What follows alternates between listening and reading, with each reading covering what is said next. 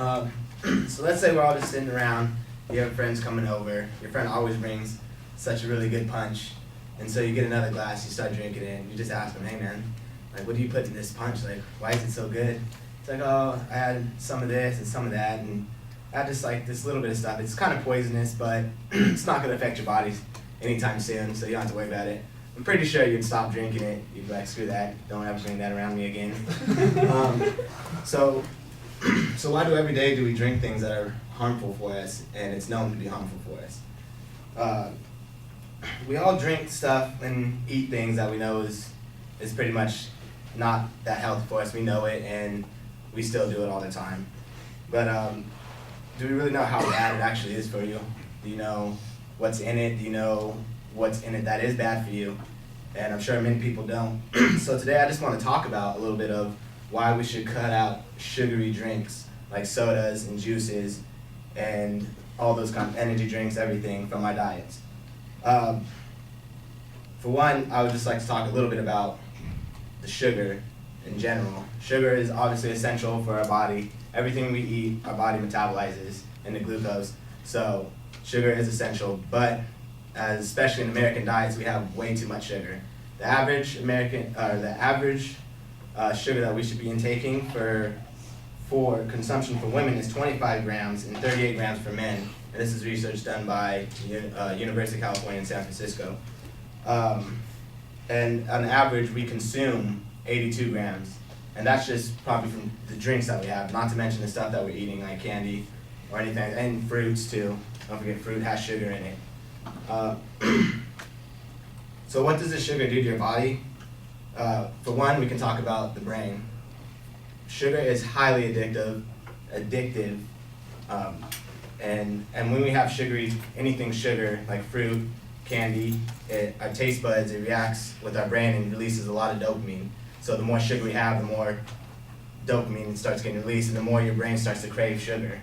There is a research done and published by the Public Library of Science with lab rats. And what they did was they gave lab rats cocaine until they were addicted to it.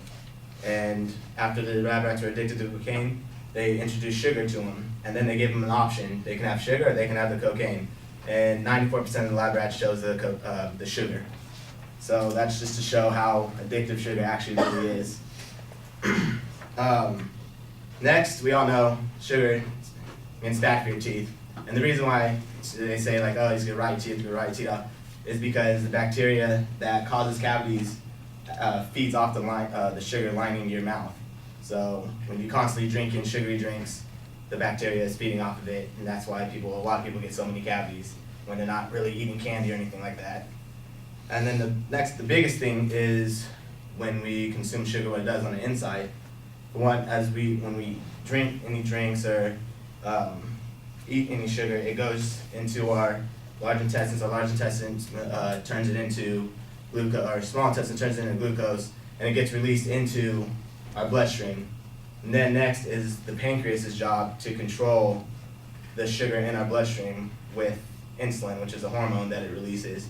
And as it releases this hormone, the insulin takes the sugar wherever the body needs it. But when you don't have if you're someone that's sitting around a lot or anything like that and you don't need the sugar, your body's just gonna have to convert it into fat, and that's the liver's job. And then as time goes on, if you're constantly drinking sugary drinks, you just gotta have insulin spike, sugar spike, keeps going up, it's your pancreas is gonna keep producing insulin. It's like having a truck outside and you need to move boxes inside. And every time you move the boxes inside and it's done, you go back outside and the truck's full again. That's what's happening to your pancreas, and eventually it overworks, causing type 2 diabetes, and shuts down and causes type 2 diabetes. And I know you guys heard me mention juice, and you guys are probably thinking, oh, juice is good for you.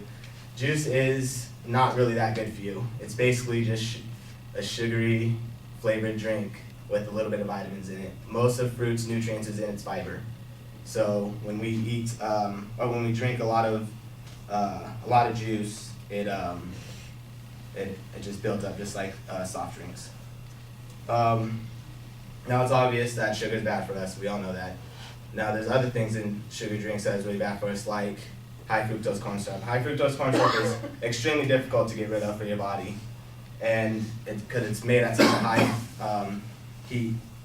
And high fructose corn syrup has been known to cause many things like obesity, cardiovascular disease, gout, which is a painful disease. So over time, as you keep drinking, that's why probably a lot of people end up getting painful joints problems, because it's pretty, like, high fructose corn syrup is in a lot of stuff. You look, almost everything has high fructose corn syrup in it. And it causes liver diseases, psoriasis. Next is caramel color. Caramel color is something that a lot of people use, or the companies use to color their soda and everything like that. And that has been known, it's known to have carcinogens in it. Next is sweeteners. Aspartame, according to Dr. Adrian Gross, a toxologist for the FDA, he said without a doubt, aspartame causes tumors and brain cancer. And aspartame is in a lot of diet drinks and everything like that. It's an artificial sweetener. Artificial sweeteners are not good for you. Artificial sweeteners also do the same exact thing that sugar does. It tricks your body into thinking that there's sugar, so your pancreas is still working to compensate for that. So also, it takes a long time for our body to metabolize some artificial sweeteners like aspartame. So if you drink a lot of diet soda, it's taking a long time for it. Next, now I know a lot of people have like, oh, I don't care, like I'll still drink sugary drinks and do this and that. Like some people just don't really care about it. But now let's think about the youth of our people. As time goes on, technology is getting better and better. There's a lot more reason just to sit down and not do anything. So as for children that have a lot of sugar and a lot of sugary drinks, it is very harmful to them. For Everyday Health medical director, Dr. Malika Marshall, says there's some reasons why we shouldn't give high sugar diets. It causes obesity for one. It causes risk for diabetes later on. And yes, children can get type 2 diabetes. It doesn't matter how young they are. They can have a ton of other health problems that usually you would only see in adults from the high sugar diets that we have in our country. One good thing, another thing that it does is it affects their mood, and it gives a higher risk of anxiety for them. All that sugar actually affects their brain and causes anxiety for them.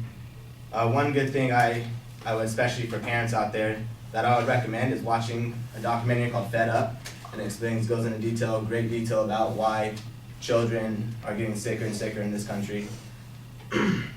So just to start concluding, many people, it's hard for people to drink or to kick the drinks that they always drink, like sodas or juices or anything like that. But there's plenty of options out there that are a lot safer to drink and a lot better.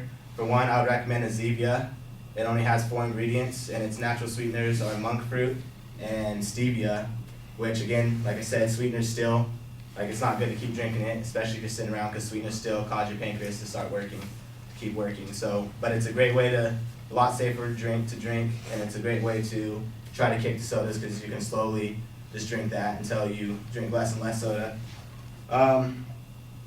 So you don't want to deal with all these. It's better now to start dealing with these issues today instead of years from now when you're starting to have to pay for all the medicine because you have diabetes or because you have these joint diseases or because you have mental issues from so much sugar.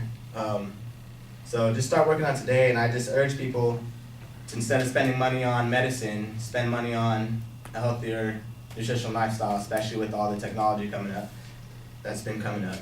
Thank you. So you wouldn't take the punch, would you? Okay. Wait, what? What was those words? I said you wouldn't drink the punch, would you? No. Yeah? This is crazy, huh? Huh? Yeah. So if you have kids, it's like a really good one to watch and explain. Yeah.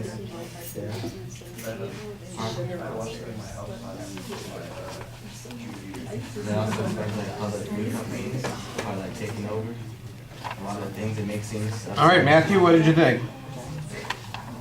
He's not here. Okay. The visualization at the beginning was a little weird. I think you need a better example to kind of get you going on that. Ultimately, though, the topic is a bit clearer. I think you need to stick to one thing. Either either the sugar thing or the drink thing. I know that there's a lot of overlap between the two things, but you get sidetracked a few times on other issues, and I'm not exactly sure that you developed those points as well as you could. I thought you started off pretty well with some base information about the amount of sugar that's necessary for people versus the amount that we're actually consuming. That's good information. I'm not sure I got a source on that, but I do know that you cited some statistical information there. The relationship to the brain addiction, I think, was a little bit strained with this rat comparison, the rat study that you mentioned, which is not necessarily a bad thing. I think it's a good example to show that there is this desire here, but I think you could probably demonstrate that a little bit more with some information about consumer trends and consumption patterns and some data about human beings. The rat thing, I think, is probably a bonus or an extra, maybe a good transition point between points. When you talk about all the bad effects of sugar on your teeth and the bacteria and all that sort of stuff, I don't doubt that, but there's no information that's being cited there, and I think that's a little bit problematic. I kind of like the anecdote that you have about unloading the truck. That works pretty well to explain what some of the problems are with the body and the way it's processing these things.